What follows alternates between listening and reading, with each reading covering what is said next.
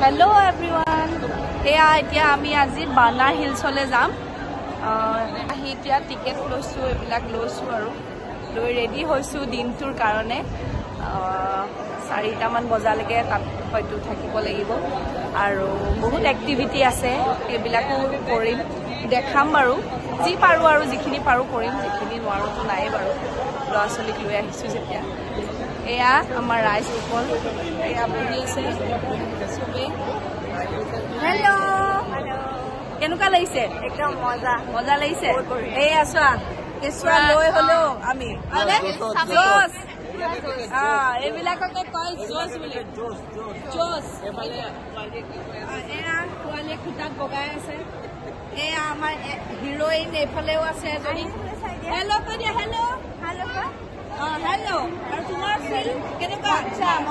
ভাল লাগিছে নে? একদম আমাৰ একেবাৰে কাউণ্ট ডাউন কৰি গতিকে ফাইনেলি আমি তেন্তে গৈ আছো।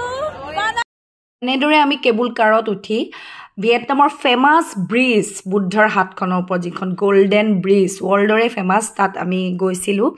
আৰু এইখন কেবুল কাৰ ৱৰ্ল্ডৰ লংগেষ্ট কেবুল কাৰ। সঁচাকৈ এটা আমাৰ কাৰণে বহুত ডাঙৰ এক্সপিৰিয়েঞ্চ, বহুত এনজয় কৰিলোঁ। তাৰ ভিতৰতো সঁচাকৈ বহুত ধুনীয়া ধুনীয়া ফুলৰ গাৰ্ডেনবিলাক দেখিলেই মানে সঁচাকৈ তাতেই থাকিম যেন লাগে।